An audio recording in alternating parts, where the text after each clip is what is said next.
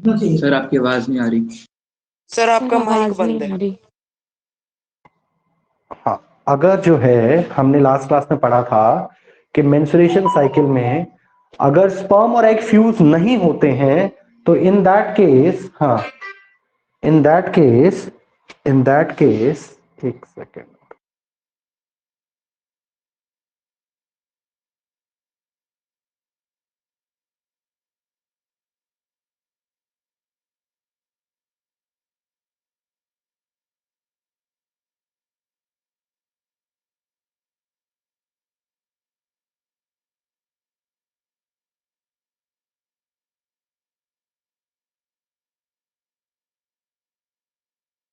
एक मिनट रुक जाओगे, बस शुरू करता हूं।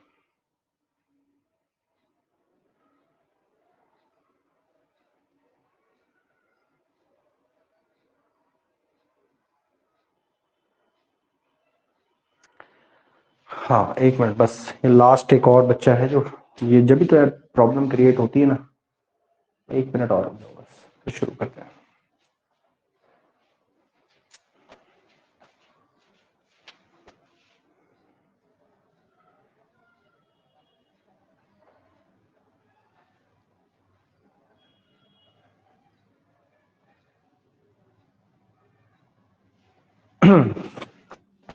तुमने लास्ट क्लास में पढ़ा था कि हम menstruation cycle, whenever there is unavailability of the sperm, तो एग के साथ फ्यूजन नहीं हो पाता, जाइगोट नहीं बनता है, तो फिर क्या होता है कि फिर मेंस्ट्रुएशन हो जाता है ना।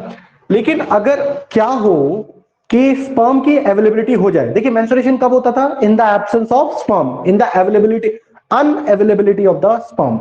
स्पर्म जब अवेलेबल नहीं होता था तो मेंस्ट्रुएशन होता था। अब अगर स्पर्म अवेलेबल है तो क्या होगा बच्चे?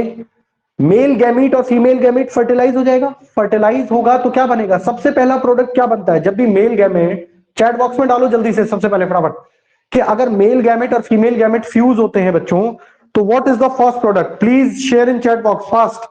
मेल गैमेट और फीमेल गैमेट अगर फ्यूज होते हैं तो सबसे पहला क्या प्रोडक्ट बनता है?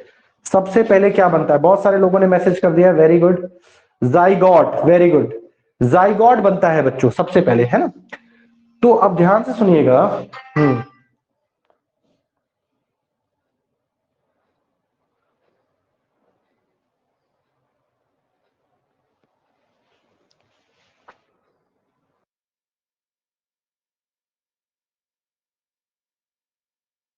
है ना।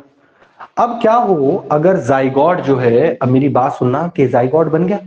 अब जाइगॉट बन गया तो क्या मेंस्ट्रुएशन होगा? नहीं, अब मेंस्ट्रुएशन नहीं होगा। तो आप पूछेंगे सर जो मटेरियल यहां था, जो यूट्रस की वॉल में था, जो कि डिस्ट्रॉय हो जाता था, जो कि मदर की बॉडी से इन द फॉर्म ऑफ ब्लीडिंग बाहर आ जाता था, अब उस मटेरियल का क्या होगा भाई? वो मटेरियल जो है ना, अब यहां से आप देख रहे हैं, ये आपका यूट्रस की वॉल्स हैं, ये यूट्रस की वॉल्स हैं, है ना। यहाँ पे ये ब्लड और आपका हॉर्मोन्स वगैरह सब हैं, और ये आपका एम्ब्रियो है। तो ये सारी एनर्जी किसको देगा? एम्ब्रियो को देगा। तो यानी कि अब इसके पास वेस्ट करने के लिए कुछ है ही नहीं बेचारे के पास। एम्ब्रियो को इसको क्या करना है? एम्ब्रियो को इसको सारा न्यूट्रिशन देना है। तो अब क्या होगा? Mensuration stops. मेंसुरेशन स्टॉप्स कब रुकता है? When ovum get fertilized and women gets pregnant. ठीक है, जब ओवम एग फर्टिलाइज हो जाता है, उसके बाद जो ये मटेरियल है ये वेस्ट नहीं होगा, ये सारा का सारा मटेरियल किसको जाएगा? एम्ब्रियो को जाएगा, for the growth and development of the embryo. इतना क्लियर है? अच्छा, दिस इज बिकॉज अब ये पूछता है कि फिर ये जो मेंस्ट्रुएशन में मटेरियल बाहर निकल रहा था, dead cells, hormones, blood vessels, वो कहां जाएगा? This is because in this case the thick and soft lining of the uterus containing lot of blood vessel is needed for the growth and development of the fertilized ovum to form a baby। तो ये सारा material कहां चला जाता है बच्चों? ये सारा मटेरियल ऑर्गेनिज्म की ग्रोथ एंड डेवलपमेंट में लग जाता है। Is it okay? इतना क्लियर है? तो यानी कि जब तक ऑर्गेनिज्म नहीं आया था तो उसकी ग्रोथ एंड डेवलपमेंट की कोई रिक्वायरमेंट नहीं थी, लेकिन तो मेंस्ट्रुएशन में वो सारा प्रोडक्ट जो है वो वेस्ट हो जाता है। ठीक है, मेरी बात समझ पा रहे हैं आप? Is it okay? हम्म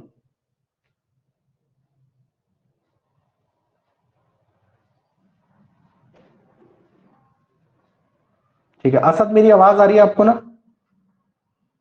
ठीक है,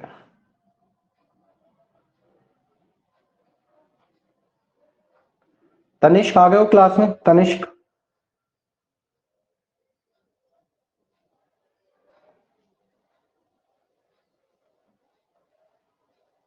ठीक है, चलिएगा, मेरी बात ध्यान सुनना। अब क्या होता है, तो यानी कि सारा का सारा मटेरियल एम्ब्रियो की ग्रोथ एंड डेवलपमेंट में चला जाएगा। तो यानी कि अब ये प्रोडक्ट वेस्ट नहीं होगा। तो यानी कि बच्चों मेंस्ट्रुएशन स्टॉप हो जाएगा। कब? जब तक जेस्टेशन पीरियड रहेगा। जेस्टेशन पीरियड समझ रहे हैं क्या होता है? जेस्टेशन पीरियड वो टाइम होता है जब मदर की बॉडी के अंदर एम्ब्रियो ऑर्गेनिज्म बन रहा होता है, ऑर्गेनिज्म का डेवलपमेंट हो रहा होता है। ठीक है, जेस्टेशन पीरियड समझ रहे हैं ना आप? तो जेस्टेशन पीरियड के दौरान, ड्यूरिंग द जेस्टेशन पीरियड कितने मंथ्स का होता है? 9 मंथ्स का होता है। और वीक्स में बात करें तो 36 वीक्स होते हैं। ठीक है, इज इट ओके? इतना क्लियर है आपको? हाँ जी। तो अब मैं ये कहना चाह रहा था, जेस्टेशन पीरियड के दौरान द मेंस्ट्रुएशन स्टॉप हो जाती है, लेकिन menstruation restarts after the birth of the baby. जैसे बेबी का बर्थ हो जाता है, gestation period complete, 34 to 36 weeks होता है जेस्टेशन पीरियड, वो कंप्लीट हो गया, उसके बाद फिर वही साइकिल चलेगा। फिर अगर स्पर्म आ जाता है, स्पर्म और एग फ्यूज हो जाता है, फिर रुक जाएगा, फिर ग्रोथ एंड डेवलपमेंट होगा उसका। मेरी बात समझ रहे हो? तो मेंस्ट्रुएशन जब तक चलेगा जब तक एम्ब्रियो अंदर नहीं होगा। जब अगर एम्ब्रियो अंदर होगा तो फिर जो सारा मटेरियल है, जो मदर की एनर्जी है सारी, जो ब्लड वेसल्स हैं, जो एग्स, जो भी एनर्जी आ रही है, वो सब एम्ब्रियो को डेवलप करने में जाएंगे। Is that clear? इतना क्लियर है कि menstruation during the pregnancy menstruation नहीं होता है, क्योंकि सारी एनर्जी कहां जाती है? मदर की सारी एनर्जी एम्ब्रियो को डेवलप करने में जाती है। ठीक है बच्चों, चलिए अब मैं आपको बताता हूं, दो इंपॉर्टेंट टर्म्स हैं, क्वेश्चन यहां से नोट कर लीजिएगा। Differentiate menopause and menarche. Differentiate menopause, PAUSE, menopause and menarche. Arc का मतलब होता है राइज, स्टार्टिंग, है ना? आर्क का मतलब होता है starting. The commencement of menstruation at the puberty is termed as menarche, है ना? जब मदर, जब फीमेल जो है प्यूबर्टी की एज को अटेन कर लेती है बेटा, तो उनके अंदर सेक्स हार्मोन्स डेवलप होना स्टार्ट हो जाता है। सेक्स हार्मोन जब डेवलप होना स्टार्ट हो गया है ना, तो क्या होगा? ओवेरियन फॉलिकल्स जो थे, जो पहले अनमेच्योर एग होते थे, अब जैसे ही उनमें सेक्स हार्मोन मिलता है तो वो क्या बना लेता है? एग बना लेता है। Is it okay? इतना क्लियर है? हाँ जी, तनिष्क आ गए हो क्लास में? हम्म, हाँ, ठीक है। तो जब प्यूबर्टी का एज आता है तो मदर जो है, जो फीमेल है, she got the reproductive power. अब उनके अंदर पावर आ जाती है कि वो न्यू ऑर्गेनिज्म को रिप्रोड्यूस कर सके with the help of sex hormones, है ना? तो अब क्या होगा कि जब प्यूबर्टी का एज स्टार्ट होता है, और जब प्यूबर्टी का एज स्टार्ट होता है तो फिर ओवम, एग बनना स्टार्ट हो जाता है मदर की बॉडी में। ठीक है, फीमेल की बॉडी में, वुमेन की बॉडी में। देखिए मैं यहां मदर बोल रहा हूं, फीमेल बोल रहा हूं, वुमेन बोल रहा हूं, एक ही बात है। मदर स्टैंड फॉर फीमेल यहां पे। ठीक है, तो मदर की बॉडी में क्या होगा बच्चों? मदर की बॉडी में एग बनना स्टार्ट हो गया है। Is that clear? अब एग बनेगा, अगर फर्टिलाइज नहीं हुआ तो फिर क्या होगा? वो सारा मटेरियल डेड हो जाएगा, बॉडी से बाहर आएगा। इस प्रोसेस को क्या बोलते हैं? मेंस्ट्रुएशन बोलते हैं। तो मेंस्ट्रुएशन कब स्टार्ट होता है? जब एग बनना स्टार्ट होता है। और एग कब बनना स्टार्ट होता है? जब प्यूबर्टी की एज आती है। यानी कि commencement of menstruation at puberty. जब प्यूबर्टी आएगी, प्यूबर्टी की एज आएगी बच्चों, तो क्या होगा? मेंस्ट्रुएशन स्टार्ट हो जाएगा। ठीक है, इतना सबको क्लियर है? तो जब मेंस्ट्रुएशन स्टार्ट हो जाता है तो उस स्टेज को, उस टाइम को क्या कहा जाता है? मेनार्क। और मेनार्क का मतलब होता है, मेनार्क का मतलब होता है starting of reproductive life of a women. किसी भी वुमेन की रिप्रोडक्टिव लाइफ के स्टार्ट होने का प्रोसेस। यानी कि मेनार्क के बाद कोई भी फीमेल, कोई भी वुमेन एक नई ऑर्गेनिज्म को रिप्रोड्यूस कर सकती है। मेनार्क से पहले नहीं कर सकती, क्योंकि एग ही नहीं बनता उसकी बॉडी। समझ रहे मेरी बात को? तो अगर मैं आपसे कहूं commencement of menstruation at puberty is termed as menarche, और मेनार्क का मतलब है कि विमेन की, मदर की, फीमेल की रिप्रोडक्टिव लाइफ स्टार्ट हो चुकी है। Now she is capable of reproducing an organism. इतना क्लियर है बच्चों? मेनार्क सबको क्लियर है? मेनार्क कैसे होता है? प्यूबर्टी की एज में जब एग प्रोड्यूस करना शुरू हो जाता है, जब मेंस्ट्रुएशन स्टार्ट होता है फीमेल की बॉडी में, तो उस स्टेज को क्या बोलते हैं? मेनार्क बोलते हैं। अब रिप्रोडक्टिव लाइफ स्टार्ट होती है तो कहीं ना कहीं एंड भी होती होगी। तो एंड होती है जब उस प्रोसेस को, उस स्टेज को हम क्या बोलते हैं? मीनोपॉज बोलते हैं। ये मीनोपॉज ये रहा, है ना?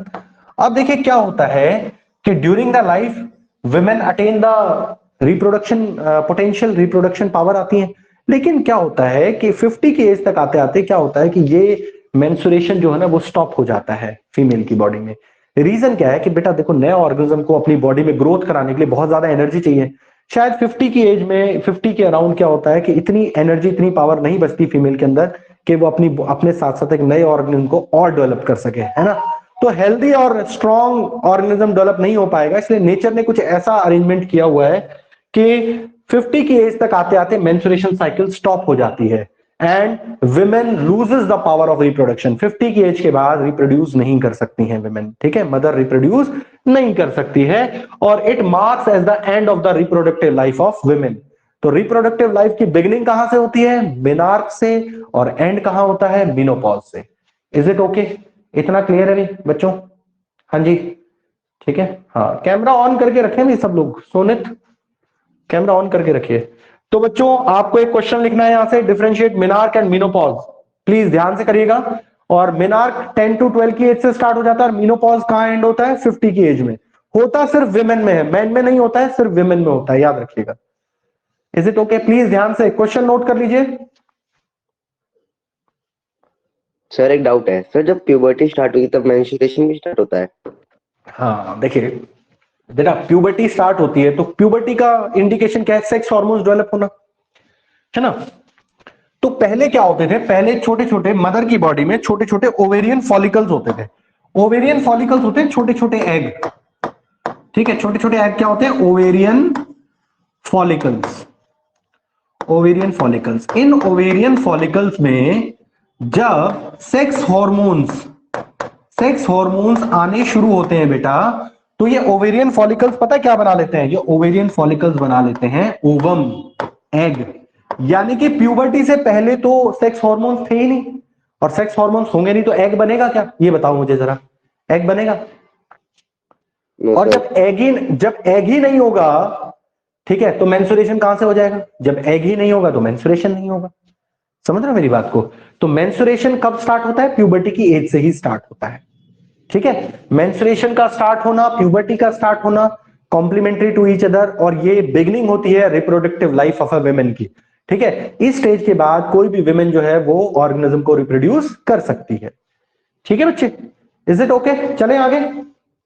हाँ जी सामर्थशील, मे बी प्रोसीड। चलिए, अब आ जाता है भाई बर्थ कंट्रोल मेथड्स, ठीक है। बर्थ कंट्रोल मेथड बहुत इंपॉर्टेंट मेथड्स हैं। तो सबसे पहले तो क्वेश्चन ये अराइज होता है कि सर बर्थ को कंट्रोल ही क्यों करना है? भाई हमारी पॉपुलेशन कितनी है पता है आपको? कितनी है बताएं जरा बच्चों, पॉपुलेशन बताएं जरा। 135 CR। Daksh Phogat, what is the population of India? Sir बस चाइना से कम है, बस कोशिश में लगे हैं, बस चाइना को भी पीछे छोड़ दो। रजिस्टर्ड है, ठीक है जी। तो हम चाइना से पीछे हैं, है ना, और कोशिश में लगे हुए चाइना को भी पीछे छोड़ दें, कैसे आगे रह जाएगा चाइना हमसे। लेकिन बच्चों पॉपुलेशन के, ज्यादा पॉपुलेशन होने के अपने अलग नुकसान है ना। आप हॉस्पिटल्स में जाइए, आप रेलवे स्टेशन जाइए, कहीं भी जाइए, ट्रेन में जाए तो सीट नहीं मिलती, हॉस्पिटल में जाए तो लाइन इतनी लंबी होती है, रोड पे जाए तो ट्रैफिक मिलता है, मार्केट में जाए तो भीड़ मिलती है ना। तो रीजन क्या है? पॉपुलेशन ज्यादा होने से हम अपने रिसोर्सेज को बहुत अच्छे से यूज नहीं कर पाते। आप न्यूजीलैंड में जाइए, न्यूजीलैंड की पॉपुलेशन 1.5 CR, इतने तो हमारे यहाँ मोदी जी के ट्विटर पे फॉलोअर हैं 1.5 करोड़, तो है ना। समझ रहे हो मेरी बात को? तो मैं क्या कहना चाह रहा था आपसे कि भाई पॉपुलेशन होने के बहुत ज्यादा नुकसान है, तो यहां पे हमें सारी फैसिलिटीज बहुत अच्छे से नहीं मिल पाती। आप कहते हो जी गवर्नमेंट जॉब्स नहीं है, भाई गवर्नमेंट जॉब कहां से फायदा भी है? पॉपुलेशन का क्या फायदा है बताएं आप जरा। सर मैं पूछ रहा हूँ। नहीं, आपके घर में बहुत सारे लोग हो जाएं, ठीक है, सपोज आप 20 भाई बहन होते हैं, तो कोई फायदा होता? बताएं जरा। हाँ, ये होता कि पड़ोसी से लड़ाई हो जाए तो कूट पीट अच्छे से देते हैं उसको, है ना। ये बताओ कि मैं ये कहूं कि भाई 20-20 लोग आ गए घर में, भाई आपको बताऊं कि आप जैसे आप कहते हो ना कि पापा आज पिज्जा मंगवा लो, तो फटाफट पिज्जा आ जाता है ना। सपोज 20 लोग होते हैं आपके घर में, 20, ठीक है, अगर 2 रोटी टाइम से मिल जाती ना, वो भी गनीमत होती है ना। 20-20 लोगों का खाना, यार कितना ही अमीर आदमी हो तो बहुत मुश्किल हो जाता है। समझ पा रहे हो आप मेरी बात को? पॉपुलेशन के क्या नुकसान है यार? रोड पे जाओ तो ट्रैफिक मिलेगा, हॉस्पिटल में जाओ तो डॉक्टर पे नंबर नहीं आएगा, ठीक है, स्टेशन पे जाओगे, ट्रेन में जाओगे तो सीट नहीं मिलेगी, बस में जाओगे तो सीट नहीं मिलेगी। तो यार, और रिसोर्सेज को यूज, कितना रिसोर्सेज हम यूज कर पा रहे हैं, है ना। फूड की डेफिशिएंसी है। अपने यहाँ तो गुड़गांव तो एक बहुत एडवांस एरिया है, लेकिन आप कहीं और जाएं तो वहां तो ढंग से लोगों को खाना भी नहीं मिल पा रहा है, पानी नहीं मिल पा रहा है ना। तो पॉपुलेशन का कंट्रोल होना बहुत जरूरी है। और पॉपुलेशन एक्सप्लोजन हो रहा है हमारी कंट्री में, समझ रहे हैं। एक्सप्लोजन का मतलब ऐसे बम नहीं बट रहा, लेकिन एक बहुत फास्ट रेट पे पॉपुलेशन ग्रो कर रही है। सॉरी। तो बच्चों, सबसे पहले हम सुनते हैं, देखते हैं कि पॉपुलेशन कैसे कंट्रोल की जा सकती है। कुछ मेथड्स मैं आपको बताने वाला हूं यहाँ पे। तो देखिएगा, the prevention of pregnancy in the women is called contraception. Contraception, question लिख लीजिएगा, डिफाइन कॉन्ट्रासेप्शन, बहुत इंपॉर्टेंट क्वेश्चन है ये। डिफाइन कॉन्ट्रासेप्शन क्या होता है बेटा? Prevention of pregnancy, contraception. Prevention of pregnancy is known as contraception, ठीक है। और कोई डिवाइस, एनी डिवाइस और ड्रग, मेडिसिन कोई, which prevents pregnancy is called contraceptives. तो इनको क्या बोलते हैं? कॉन्ट्रासेप्टिव बोलते हैं, जिनकी हेल्प से हम बर्थ कंट्रोल करते हैं, जिनकी हेल्प से प्रेगनेंसी को प्रिवेंट करते हैं, ठीक है। और कॉन्ट्रासेप्टिव का ऑपोजिट होता है बच्चों, इसका ऑपोजिट होता है कंसेप्शन, ठीक है। कंसेप्शन का मतलब होता है attaining of pregnancy in the women. Contraception होता है preventing of pregnancy in the women, ठीक है। इस वर्ड को याद रखिएगा, कॉन्सेप्शन, ठीक है। Birth control methods are divided into following categories. कुछ कैटेगरीज में बर्थ कंट्रोल मेथड्स को डिवाइड किया गया है। तो सबसे इंपॉर्टेंट और पहला बर्थ कंट्रोल मेथड मैं आपको बता दूं, बैरियर मेथड। सबसे पहला है बैरियर मेथड। क्या समझ में आता है बैरियर से? हाँ जी, बैरियर से ये समझ में आता है रोक रहा है किसी चीज को। तो बर्थ कंट्रोल कैसे हो सकता है भाई? एक ही चीज को रोकना है, स्पर्म को एग के साथ फ्यूज होने से रोकना है। क्या करना है? स्पर्म को एग के साथ फ्यूज होने से रोकना है। तो बैरियर का मतलब है जैसे एक मैकेनिकल बैरियर क्रिएट कर रहा है, यानी कि यहां से स्पर्म जा रहा है, स्पर्म इज गोइंग, और यहां पे आपने एक बैरियर क्रिएट कर दिया। यहां पे एग है, क्या ये डायरेक्टली, और कोई रास्ता नहीं, बस यही है। क्या ये स्पर्म जो है एग के साथ फ्यूज करेगा बच्चों? नहीं करेगा, ठीक है। यानी कि आपने एक बैरियर क्रिएट कर दिया है, ये स्पर्म इस एग के साथ फ्यूज नहीं कर सकता। इस मेथड को बोलते हैं बैरियर मेथड। और इस बैरियर मेथड का एक और इंपॉर्टेंट फंक्शन है। इस बैरियर मेथड में क्या है? बैरियर क्या है? एक तरीके से कवरिंग है। मेल रिप्रोडक्टिव पार्ट या फीमेल रिप्रोडक्टिव पार्ट को कवर कर देते हैं। अगर उसको कवर कर दिया आपने, तो उसके बाद जो स्पर्म या एग जो है आपस में फ्यूज नहीं हो पाएंगे। और कवर कर देने से एक फायदा और हो गया। एक फायदा ये हो गया कि मेल रिप्रोडक्टिव पार्ट के fluids and female reproductive parts के फ्लूइड्स आपस में एक दूसरे के कांटेक्ट में नहीं आएंगे। आपने कहा सर आने तो क्या होता है? बच्चों, इससे स्प्रेड होती है सेक्सुअली ट्रांसमिटेड डिजीज, एसटीडीज। अगर कोई एक पर्सन इन्फेक्टेड है, ठीक है, सपोज किसी को कोई एसटीडी है, सपोज एड्स है ना, और उसके बॉडी, उसके रिप्रोडक्टिव पार्ट्स के फ्लूइड अगर किसी अनइन्फेक्टेड पर्सन के रिप्रोडक्टिव पार्ट के फ्लूइड के साथ कांटेक्ट में आ गए, तो that person will also get infected, उसको भी वो वायरस चला जाएगा, है ना। तो सेक्सुअली, अब यहां पे क्या होता है बैरियर मेथड में? देखिए क्या कह रहा है वो, a mechanical barrier is created so that sperm does not reach the egg. Sperm egg तक ना पहुंच पाए। कॉन्डम्स ऑन द पेनिस और similar covering worn in the vagina known as diaphragm, ठीक है। मेल रिप्रोडक्टिव पार्ट के लिए condoms और फीमेल रिप्रोडक्टिव पार्ट के लिए डायफ्राम, ये दो टाइप की कवरिंग होती है जो यूज की जाती है। और इस कवरिंग का एक बेनिफिट है कि मेल रिप्रोडक्टिव पार्ट के फ्लूइड और फीमेल रिप्रोडक्टिव पार्ट के फ्लूइड एक दूसरे के कांटेक्ट में नहीं आएंगे। अगर कांटेक्ट में नहीं आएंगे तो there is very less chance of spreading of STDs, sexually transmitted disease. ये इसका सबसे बड़ा एडवांटेज है। क्वेश्चन पूछा जाता है कि कौन सा मेथड बेस्ट होता है, किसको यूज करना चाहिए। अभी मैं और भी मेथड पढ़ाऊंगा, लेकिन सबसे बेस्ट मेथड है कौन सा? Barrier method. बैरियर मेथड में क्या होता है कि एक ऑब्स्टेकल, एक हिंड्रेंस क्रिएट कर देते हैं ताकि स्पर्म एग के साथ फ्यूज ना कर सके। और ये एक टाइप की कवरिंग होती है। अगर ये कवर कर लेता है मेल रिप्रोडक्टिव पार्ट और फीमेल रिप्रोडक्टिव पार्ट को, तो बॉडी फ्लूइड्स भी कांटेक्ट में नहीं आएंगे। और बॉडी फ्लूइड्स अगर कांटेक्ट में नहीं आएंगे तो फिर आपको एसटीडीज का चांस कम होगा।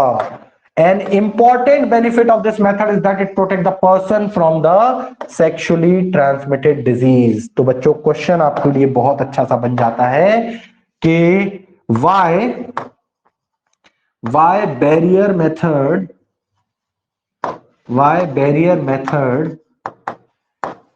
is benefited. प्लीज नोट करिएगा इस क्वेश्चन को। benefited over other methods, over other methods. Barrier method over other method से क्यों बेनिफिटेड है कि एक तो ये बर्थ कंट्रोल तो कर ही रहा है, स्पर्म और एग का फ्यूजन तो रोक ही रहा है, दूसरा क्या है कि एसटीडीज को प्रिवेंट होने से भी रोक रहा है। प्लीज इसको याद कर लीजिएगा, एसटीडीज का फुल फॉर्म भी पूछा जाता है, तो फुल फॉर्म में यहां लिख देता हूं, sexually transmitted disease, sexually transmitted diseases, transmitted diseases. ठीक है, इसको नोट कर ले जरा एक बार, एसटीडीज क्या होते हैं। Male reproductive fluids comes in contact with female reproductive parts fluid. ठीक है, लेकिन होना चाहिए इन्फेक्टेड पर्सन, ऐसा नहीं है कि कोई नॉर्मल पर्सन है। इन्फेक्टेड पर्सन के रिप्रोडक्टिव पार्ट के फ्लूइड दूसरे अनइन्फेक्टेड पर्सन के रिप्रोडक्टिव पार्ट फ्लूइड से मिक्स हो जाते हैं, तो फिर एसटीडीज होने के चांसेस इंक्रीज हो जाते हैं। ठीक है, इसको नोट कर लेना। बैरियर मेथड समझ में आ गया आपको? बैरियर मेथड में कॉन्ट्रासेप्टिव डिवाइसेस या ड्रग्स यूज किए जाते हैं।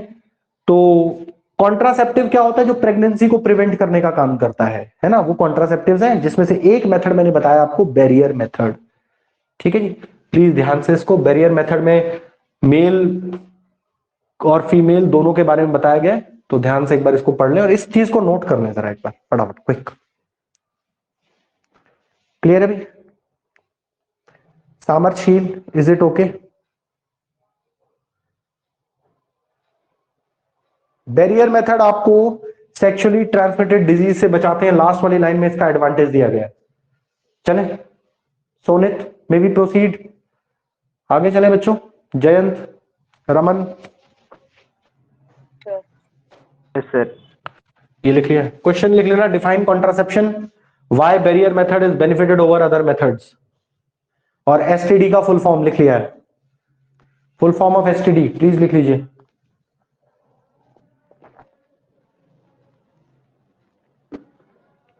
मानव कटारिया, आ रहा है समझ में? Yes sir. भाई जिन्होंने लास्ट क्लास अटेंड नहीं करी हो, एक बार वीडियो जरूर देख के आए, वीडियो देख के आएंगे तो आपको समझ में आएंगी चीजें। चलिए, नेक्स्ट मेथड है जी केमिकल मेथड। अच्छा, केमिकल मेथड में क्या होता है बच्चों?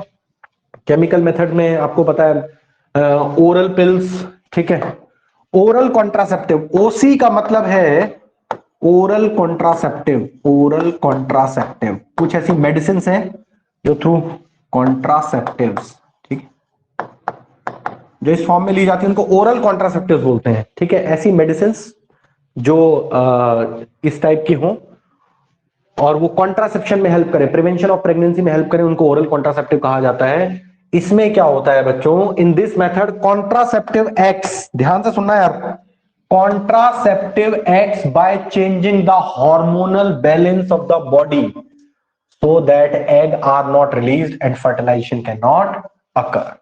देखिए, ये ऐसे केमिकल्स या ऐसे ड्रग्स होते हैं, ड्रग्स का मतलब वही मेडिसिन हो गई, ड्रग्स से घबरा मत जाना कि यार वो पैरासीटामोल भी ड्रग ही एक है ना, ठीक है।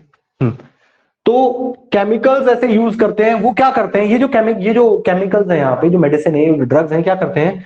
सेक्स हार्मोन्स को रिलीज करना थोड़ी टाइम के लिए रोक देते हैं। ठीक है, तो सेक्स हार्मोन्स रिलीज नहीं होगा तो एग बनेगा क्या?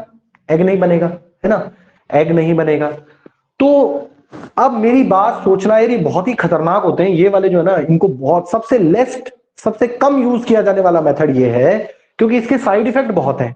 कि अगर मान के चलिए आपने इसको ले लिया और आपने कहा कि थोड़े टाइम के लिए हमारे सेक्स हार्मोन्स, अब हार्मोन वाला जो सिस्टम है ना, जैसे ब्रेन का सिस्टम होता है ना, ऐसी हार्मोनल सिस्टम बड़ा ही कॉम्प्लिकेटेड है, इससे छेड़खानी कभी नहीं करनी चाहिए, है ना। कुछ लोग देखे होंगे आपने कि जिनकी हाइट बहुत ज्यादा जल्दी ग्रो करती है, फिर वो ज्यादा टाइम तक लाइफ नहीं रहती उनकी, है ना, वो जल्दी उनकी डेथ हो जाती है। जिनमें एक्सेसिव ग्रोथ होती है, जिनमें हार्मोनल इंबैलेंस होता है ना, उनकी लाइफ जरा लॉन्ग नहीं होती है। तो अगर हार्मोन्स इंबैलेंस कर लिया आपने, इसे मान के चलिए, ये कहता है कि 10 दिन के लिए, 5 दिन के लिए हार्मोन्स रिलीज नहीं होंगे, मान के चलिए साइड इफेक्ट हो गया और परमानेंटली स्टॉप हो गया तो सेक्स हार्मोन्स बनना आपकी बॉडी में, तो आपकी तो रिप्रोडक्टिव लाइफ खत्म। ठीक है, in future you will not be able to reproduce the organism, तो मामला खत्म हो गया यहाँ तो सारा। और हार्मोन्स को साथ हम चेंज, कोई ऐसा इलाज ही नहीं है जो हार्मोन्स को चेंज करके, ऑपरेशन सर्जरी वगैरह करके और हार्मोन्स को कंटिन्यू कर दे, है ना, समझ रहे हो मेरी बात को। तो यानी कि बहुत ही सबसे कम यूज किया जाने वाला, क्योंकि साइड इफेक्ट बहुत खतरनाक है इसके, है ना। These drugs are use in the form of oral pills, oral pills की फॉर्म में, वेजाइनल पिल्स, है ना। वेजाइनल पिल्स में ना क्या होता है, स्पर्मिसाइड्स होता है। वेजाइनल पिल्स की अगर हम बात करें तो स्पर्मिसाइड होता है बच्चों, स्पर्मिसाइड्स। आपने पेस्टिसाइड्स पढ़ा था, इंसेक्टिसाइड्स पढ़ा था, है ना। तो ऐसे ही स्पर्म को किल करने वाला, ठीक है। तो जैसी ये वेजाइनल पिल्स होती हैं, अगर जैसी स्पर्म एंटर करेगा वेजाइना के अंदर, तो व्हाट विल हैपन, इनके कांटेक्ट में आती है, स्पर्म को किल कर देती है। तो जब स्पर्म ही नहीं रहेगा तो फिर फर्टिलाइजेशन कहां से होगा। लेकिन मैंने आपको बताया कि ये जो ओरल पिल्स हैं, इनका जो है इफेक्ट जो है वो मतलब अनकंट्रोलेबल है। अगर ठीक है यूज करा तो ठीक है, लेकिन अगर साइड इफेक्ट हो गया तो फिर उसको कोई कंट्रोल नहीं कर सकता। तो इसको हम क्या बोलेंगे, एक सेकंड,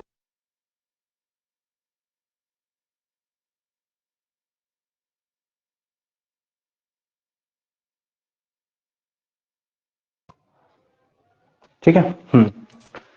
तो मैं ये कहना चाह रहा था कि oral pills are called oral contraceptive. Oral pills को क्या कहा जाता है बच्चों, ओरल पिल्स को कहा जाता है ओरल कॉन्ट्रासेप्टिव्स, ठीक है।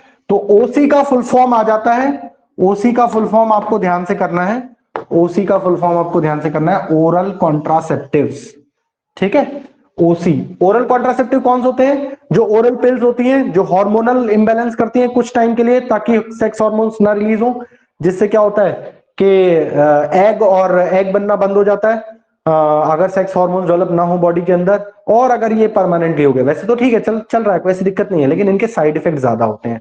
तो सबसे कम यूज होने वाला मेथड है ये। केमिकल मेथड लोग बहुत कम यूज करते हैं, सबसे ज्यादा मेथड कौन सा यूज किया जाता है, बैरियर मेथड यूज किया जाता है, ठीक है। चलिए, अच्छा इन्होंने लास्ट लाइन ये लिखी है, देखिए, हाँ, as these drugs change hormonal balance so they can also cause side effects, ठीक है। what are the drawbacks of chemical methods, what are, question लिख लीजिए, what are drawbacks of chemical methods in contraception,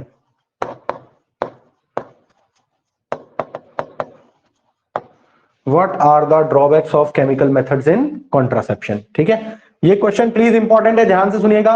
ओसी का full form याद रहेगा, oral contraceptives, ठीक है। और ये क्या करते हैं, ये हार्मोनल बैलेंस को चेंज करते हैं और बर्थ कंट्रोल करते हैं, ठीक है, कॉन्ट्रासेप्शन करते हैं, ठीक है, bye changing the hormonal balance. और इनके साइड इफेक्ट होने के चांसेस ज्यादा होते हैं। चले प्लीज नोट करिएगा इस क्वेश्चन को जल्दी से। Raman, note the question fast. Anuradha, are you getting this? Yes sir. Anuradha, बच्चे समझ में आ रहा है? नोट करिएगा इसको। हाँ अनुराधा, पीछे वाली वीडियो सारी देखना बेटा, ठीक है। पार्ट वाइज दी हुई है मैंने, प्लेलिस्ट बनाई है, उसके अंदर 1 2 3 4 5 6 7 8 पूरी देखना, 8 तक होगी, 9वीं वीडियो आ जाएगी नेक्स्ट में। चले आगे, मे बी प्रोसीड, आगे चलते हैं। नेक्स्ट मेथड है भाई सर्जिकल मेथड। भाई मैं बार बार बोल रहा हूं, ये जो सर्जिकल मेथड है ना, इसको बहुत ध्यान से पढ़ना। इसमें दो मेथड होते हैं बच्चों, देखिए, मेल के, फीमेल के लिए होता है ट्यूबेक्टॉमी। फीमेल के लिए क्या होता है, ट्यूबेक्टॉमी। हाँ बेटा, सर एक बार केमिकल मेथड दोबारा समझा, मेरा लीव हो। आप देख लेना भाई उसमें ना, मैं बता दूंगा आपको, ठीक है। हाँ, ट्यूबेक्टॉमी, ट्यूबेक्टॉमी देखिएगा बच्चों, इसमें क्या होता है, ध्यान से सुनना। These methods, ट्यूबेक्टॉमी सुनिएगा, these methods are available for males as well as females। अच्छा, सबसे पहले हमने पढ़ा था barrier method. Barrier method male के लिए होता था, फीमेल के लिए होता था, बताएं जरा पीयूष, बैरियर मेथड मेल के लिए होता था, फीमेल के लिए? बैरियर मेथड, पीयूष कुमार, आवाज नहीं आ रही, चैट बॉक्स में डाल दो। Himadra Singh, barrier method is for males और females? Sir barrier method females के लिए होता है। अच्छा, केमिकल मेथड किन लिए होता था? Chemical methods mainly for females, chemical method females के लिए होता है, ठीक है। अच्छा, और ये मेथड, सर्जिकल मेथड की बात कर रहा हूं, तो सर्जिकल मेथड मेल्स के लिए भी होता है एज वेल एज फीमेल्स के लिए भी होता है। The surgery procedure carried out in males, जो मेल्स में होते हैं उनको क्या कहा जाता है, वैसेक्टॉमी। बच्चों याद रखना, मेल्स में होता है वैस डिफरेंस, है ना। मेल्स में क्या होता है, मेल ऑर्गेनिज्म में होता है वैस डिफरेंस। वैस डिफरेंस एक ट्यूब होती थी ना मेल्स में, क्या काम करती थी ये वैस डिफरेंस? ये वैस डिफरेंस क्या काम करती थी बेटा, टेस्टिस से स्पर्म को कैरी करती थी, है ना। वैस डिफरेंस क्या करती थी, टेस्टिस से स्पर्म को कैरी करके लेके आती थी यूरेथ्रा तक, है ना, यही काम करती थी। तो अब ये क्या करते हैं बच्चों, और जो फीमेल्स में होता है, फीमेल्स में इसको क्या कहा जाता है, ट्यूबेक्टॉमी कहा जाता है। ट्यूबेक्टॉमी क्यों, क्योंकि फेलोपियन ट्यूब है ना, फेलोपियन ट्यूब, ध्यान से सुनना दक्ष फोगाट, ध्यान से सुनना, फेलोपियन ट्यूब बेटा, ये जो ट्यूब है ना, सर्जरी कर देते हैं इसकी, इस ट्यूब को कट करके और उसको पैसेज ब्लॉक कर दिया। अब ये अगर पैसेज ब्लॉक हो गया भैया, तो ये ओवरी अगर जो एग बना रही है, वो एग जाएगा क्या फेलोपियन ट्यूब में, नहीं जाएगा। स्पर्म चाहे कितना ही यहां पे आ जाए, यहां पे वेट, यहां तक स्पर्म इससे आगे नहीं जा सकता, एग इससे आगे नहीं जा सकता। तो क्या फर्टिलाइजेशन होगा, नहीं होगा। क्या फ्यूजन गैमेट्स बने, क्या गैमेट्स का फ्यूजन होगा, नहीं होगा। जाइगोट बनेगा, नहीं बनेगा, है ना। तो इससे बर्थ कंट्रोल हो गया कि नहीं हो गया, ठीक है। अच्छा एक दूसरा मेथड और है, इसको टाइड अप कर देते हैं, आजकल एक और मेथड आ गया, इसको टाई अप कर देते हैं अच्छे से, पैसेज को ब्लॉक कर दिया है, अब ये यहां से और यहां से बिल्कुल देखिए ब्लॉक कर रखा है इसको, तो स्पर्म और एग को फ्यूज होने नहीं देता। कुछ लोग पूछ रहे हैं कि सर ये जो एग है तो बहुत सारे एग इकट्ठे हो जाएंगे, फिर क्या होगा भैया, ये एग जो है ना कुछ टाइम बाद डेड हो जाते हैं और व्हाइट ब्लड सेल्स इनको कंज्यूम कर लेता है। व्हाइट ब्लड सेल का काम ही यही होता है, ठीक है। फिर ये मदर की बॉडी में वेस्ट प्रोडक्ट के थ्रू बाहर चला जाता है, ठीक, समझो। तो फेलोपियन ट्यूब से वर्ड आया ट्यूबेक्टॉमी, और वैस डिफरेंस से वर्ड आया वैसेक्टॉमी। तो वैसेक्टॉमी मेल्स में होती है, ट्यूबेक्टॉमी फीमेल्स में होती है। लेकिन मेरे बार बार बताने के बावजूद इतने इतने पावरफुल लोग हैं, इतने पावरफुल, मतलब इतने जीनियस साइंटिस्ट हैं, क्या करते क्या है कि ट्यूबेक्टॉमी को मेल्स में कर देते हैं और वैसेक्टॉमी को फीमेल में कर दिया। मतलब नेचर का ही पूरा कंडीशन बदल दी इन्होंने, भगवान को चैलेंज कर दिया कि देखो हमने करके दिखा दिया। और मैं बार बार बोलता हूं कि ये लोग गलती करते हैं, ट्यूबेक्टॉमी को लिखेंगे किसमें, मेल्स में, और वैसेक्टॉमी को लिखेंगे फीमेल्स में। भैया ऐसा मत करना, याद रखना, वैस डिफरेंस मेल्स में होती है जो कैरी करती है स्पर्म को। देखिए यहां पे स्पर्म कैरी कर रही है, इसको यहां से कट कर दिया, वैस डिफरेंस को बड़ा करके दिखाया आपको, इसको यहां से कट कर दिया। मैं इसको बड़ा करके दिखा दूं, ये देखिए, ये देखिए कट कर दिया यहां से, है ना, इसको जोड़। अब जब ये इसका ट्यूब ही कट हो गई है तो क्या स्पर्म आएगा, नहीं आएगा स्पर्म, है ना, नहीं आएगा। इज इट ओके, इतना क्लियर है आपको। तो वैस डिफरेंस में क्या होगा, वैसेक्टॉमी, और फेलोपियन ट्यूब में क्या होगा, ट्यूबेक्टॉमी, ठीक है। तो लोग इस चीज को ध्यान रखें। कई बार क्या होता है कि बड़ा कंफ्यूजन हो जाता है, बच्चे मेरी समझ में नहीं आता कि क्यों इन सारी चीजों को नहीं समझ पाते हैं और ट्यूबेक्टॉमी को मेल्स में लिखते हैं। भैया ट्यूबेक्टॉमी, फेलोपियन ट्यूब मेल्स में होती है क्या, नहीं होती, मेल्स में तो वैस डिफरेंस होता है, तो वैसेक्टॉमी होगा। समझ पा रहे हो, करते कुछ नहीं है, डॉक्टर सर्जरी करते हैं, पैसेज को कट करके और उनको टाई अप कर देते हैं ताकि पैसेज ब्लॉक, ठीक है जी। तो वैसेक्टॉमी और ट्यूबेक्टॉमी, इसका डिफरेंस जो है वो बहुत इंपॉर्टेंट है, तो इसका डिफरेंस आगे भी आएगा, तो आपको समझ में आ गया। सर्जिकल मेथड में सर्जरी कर रहे हैं, पैसेज को ब्लॉक कर देते हैं, क्लियर है। आगे चले तो सुनिएगा, in males a small portion of sperm duct is removed by surgical method and both cut ends are tied up properly, ठीक है, सर्जिकल थ्रेड से इसको टाई अप कर देते हैं। This prevents the sperm from coming out.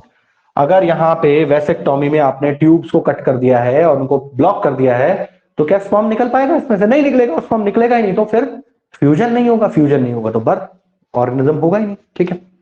अच्छा, तो भैया वैसेक्टॉमी याद रहेगा आपको। उसके बाद ट्यूबेक्टॉमी में क्या होगा, स्मॉल पोर्शन ऑफ ओविडक्ट का स्मॉल पोर्शन कट करके, जैसे इसमें किया इन्होंने, दिख रहा है ना डायग्राम में, हाँ जी, आप कहें तो दिखा देते हैं आपको। बच्चे कह रहे सर दिखाई नहीं दे रहा, ये लो, ये बड़ा करके दिखा देते हैं इसको, यहां पे देखिए, हो गया, इज इट ओके। तो भैया ये जो है ये ट्यूबेक्टॉमी होता है, और हाथ जोड़ के आपसे रिक्वेस्ट है, ट्यूबेक्टॉमी को मेल में मत करिएगा, वरना भगवान भी आपको माफ नहीं करेगा, है ना। हाँ चलिए, ठीक है, चलिए। उसके बाद मैं आपको बताना चाह रहा था कि दिस प्रिवेंट्स द ओवम। अब ये क्या करता है, एग को नहीं आने देता फेलोपियन ट्यूब में। वैसेक्टॉमी में क्या होता है, स्पर्म नहीं आ पाता है बाहर, है ना, दोनों चीजें डिफरेंस हो गया, याद रखिएगा इसको। अच्छा, while surgical methods are safe, surgical method safe होते हैं लॉन्ग रन में। जिनको परमानेंट बर्थ कंट्रोल करना है, परमानेंट करना है, वो क्या करते हैं, सर्जरी करा लेते हैं। ठीक है, surgery itself cause infection and other problems if not perform properly. लेकिन हाँ, ये हो सकता है कि भाई सर्जरी के टाइम पे कोई इन्फेक्शन हो जाए तो हो जाए, अदरवाइज इससे कोई वैसे प्रॉब्लम नहीं आती है पर्सन को कभी भी। ठीक है, हाँ, surgery can also be use for removal unwanted pregnancies. ठीक है, इस पॉइंट को ध्यान रखिएगा। कई बार क्या होता है बच्चों, आपने देखा होगा कि ड्यूरिंग जेस्टेशन के कई बार इंफेक्शन हो जाता है यूट्रस के अंदर, मदर और उसके लिए सेफ नहीं होता है ना। हाँ, तो मदर, सपोज मदर और जो ऑर्गेनिज्म अंदर है, जो मदर की बॉडी में डेवलप हो रहा है, ठीक है, वहां पे इंफेक्शन हो गया है और बहुत ज्यादा कॉम्प्लिकेटेड प्रॉब्लम्स आ गई हैं, तो सर्जरी की हेल्प से हम उस टाइप की प्रेगनेंसीज है उनको रिमूव भी करने का काम सर्जरी की हेल्प से ही होता है। ठीक है, तो सर्जरी से बर्थ कंट्रोल भी होता है और अनवांटेड प्रेगनेंसीज को रिमूव भी किया जाता है। ठीक है, ठीक है, चलिएगा, नोट देखिएगा। अब ये जो नोट है ना, बहुत इंपॉर्टेंट है। कुछ बच्चों ने सोचा सर सर्जरी हो गई एक बार तो फिर क्या होगा, सर्जरी हो गई तो उसके बाद ये सर्जरी जो है वो रिवर्सिबल भी है। आजकल टेक्निक्स ऐसी हैं कि सर्जरी जो है, पहले के टाइम में इरिवर्सिबल होती थी, लेकिन आजकल ये सर्जरी जो है वो रिवर्सिबल होती है। ठीक है, हाँ, this technique is reversible as by another surgical procedure, the passage way can be restored. इस पैसेज को रिस्टोर किया जा सकता है। ठीक, चलिए, तो भैया सर्जिकल मेथड हमने 3 मेथड पढ़े हैं। सबसे पहला बैरियर मेथड, दूसरा मेथड कौन सा पढ़ा है हमने, chemical method, chemical hormonal imbalance करता है, और थर्ड मेथड कौन सा है, सर्जिकल मेथड। ठीक है, सर्जरी हो गई जी। उसके बाद देखिए, तो सर्जिकल मेथड जो है ना, सेकंड लार्जेस्ट यूज मेथड है। सबसे पहला, सबसे ज्यादा यूज किया जाने वाला मेथड कौन है, बैरियर मेथड है। उसके बाद फिर लोग जब परमानेंटली कॉन्ट्रासेप्शन चाहिए उनको, तो फिर वो क्या करा लेते हैं, सर्जरी करा लेते हैं। ठीक है, सेकंड लार्जेस्ट मेथड। उसके बाद आता है बच्चों IUCD, intra uterine contraceptive devices. ये क्या होता है, देखिए ये क्या होता है कि टी शेप डिवाइस होता है इस तरीके का, इसको बोलते हैं कॉपर टी। इसको क्या बोलते हैं, कॉपर टी। ठीक है, इसको कॉपर टी बोलते हैं। ये बड़ा करके दिखा देता हूं मैं, इस टाइप का कुछ होता है ना। इसको क्या किया जाता है बेटा, with the help of train doctors and nurses, mother की बॉडी में प्लेस कर दिया जाता है, ऐसे यूट्रस में, है ना, मदर की बॉडी में, यूट्रस में इसको प्लेस कर दिया गया। अब यूट्रस में इसको प्लेस कर दिया गया, यहां से देखिए पैसेज बंद, ये पैसेज बंद हो गया, और यहां है जी कॉपर, यहां पे कॉपर है। ठीक है, जैसे ही स्पर्म एंटर करेगा ना, स्पर्म एंटर करेगा तो कॉपर रिलीज करता है। ठीक है, तो स्पर्म जब एंटर करेगा तो यहां पे कॉपर रिलीज होगा, और कॉपर क्या करेगा, कॉपर जो है इसकी स्पर्म की एनर्जी को कम कर देगा। Copper reduces mobility of sperm, mobility of sperm, mobility of sperm, copper reduces mobility of sperm। ठीक है, तो उसकी एनर्जी कम कर देता है, वो यहीं रुक जाएगा, और उसके बाद धीरे धीरे धीरे ऊपर जाए। अगर ऊपर पहुंच भी गया तो आप देख रहे हैं पैसेज तो ब्लॉक है पूरा, है ना, तो फिर आगे जा नहीं पाएगा। और एग वेट कर रहा है यहाँ पे एग है, तो यहां तक तो पहुंचने नहीं देगा स्पर्म को, तो बताओ क्या फ्यूजन होगा, नहीं होगा, है ना।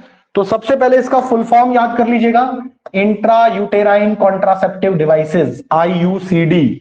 ठीक है, और IUCD आपको सेक्सुअली ट्रांसमिटेड डिजीज, जिनको STDs कहा जाता है, उनसे प्रोटेक्ट नहीं करता। इनसे सिर्फ कौन प्रोटेक्ट करता है, इनसे सिर्फ बैरियर मेथड प्रोटेक्ट करता है, याद रखिएगा।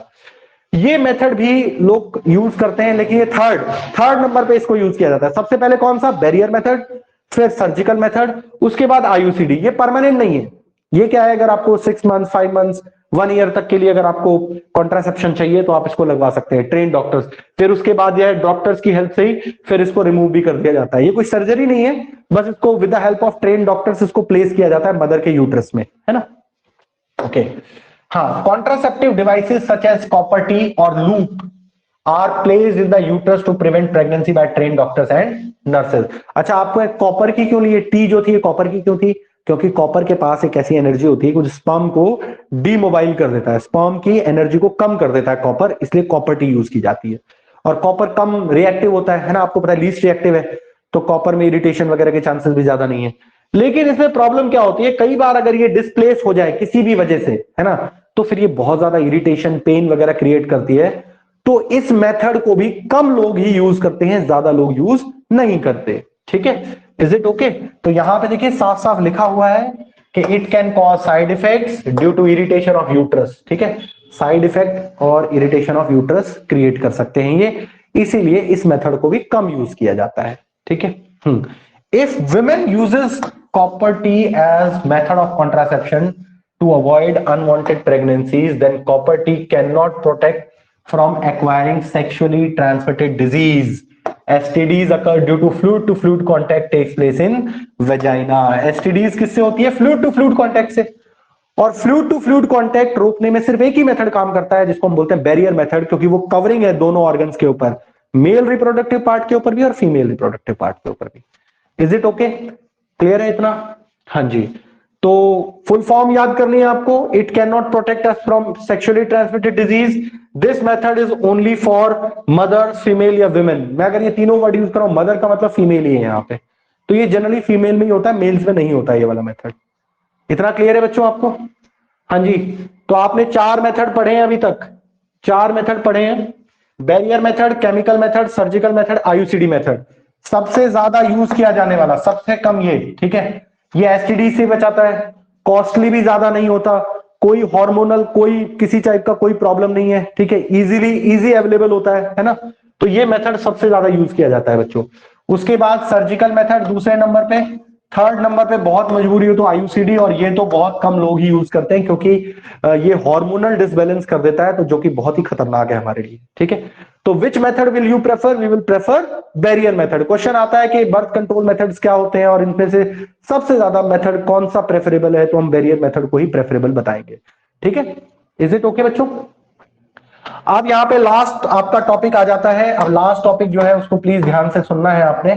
लास्ट टॉपिक में आता है बच्चों सेक्सुअली ट्रांसमिटेड डिजीज। हमारी बॉडी में एसटीडीज, जब मैं बार बार बात कर रहा हूं एसटीडीज, कोई इन्फेक्टेड पर्सन है और उसके साथ अनप्रोटेक्टेड सेक्सुअल कांटेक्ट किसी और पर्सन ने किया, तो ड्यूरिंग सेक्सुअल इंटरकोर्स अगर रिप्रोडक्टिव पार्ट के फ्लूइड कांटेक्ट में आ जाते हैं तो इन्फेक्टेड पर्सन से हेल्दी पर्सन को इन्फेक्शन हो सकता है और उसे ये डिजीज ट्रांसमिट हो सकती है। तो इन डिजीज के नाम याद रखिएगा।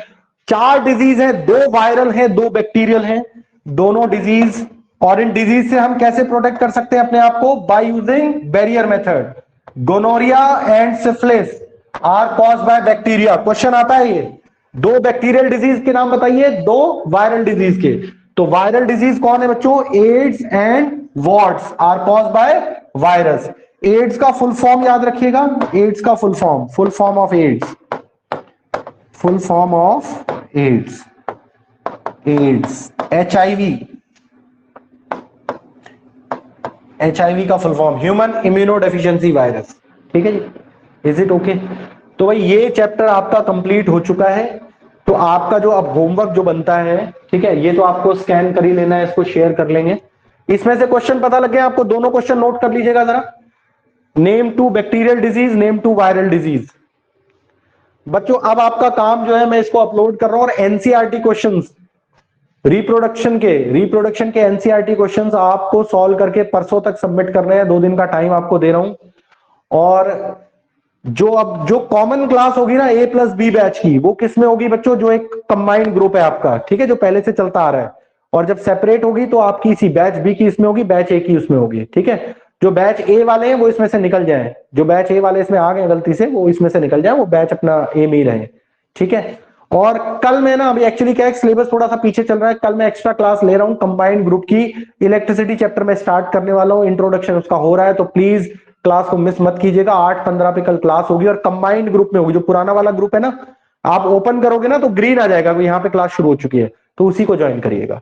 ठीक है, चलिए एक बार स्कैन कर लीजिए, इसको स्कैन कर लीजिए, करना है तो किसी को, है ना। और मैं इसको अपलोड कर रहा हूं। आपको होमवर्क एनसीईआरटी क्वेश्चन लिख लीजिए। आप होमवर्क क्या है आपका, नोटबुक में लिख लीजिए, एनसीईआरटी क्वेश्चंस करने हैं। और कल इलेक्ट्रिसिटी स्टार्ट होगा, फ्राइडे सैटरडे और संडे तीनों दिन क्लास होगी। फ्राइडे को होगी, सैटरडे हमारी क्लास होती है और संडे को हम करेंगे। ठीक है, संडे को हम अपना उसी टाइम 11 बजे रखेंगे। तो जिससे हमारा electricity most of the part cover हो जाए। Is it okay? चलिए प्लीज नोट कर लीजिएगा, जिनका हो गया वो लीव कर सकते हैं।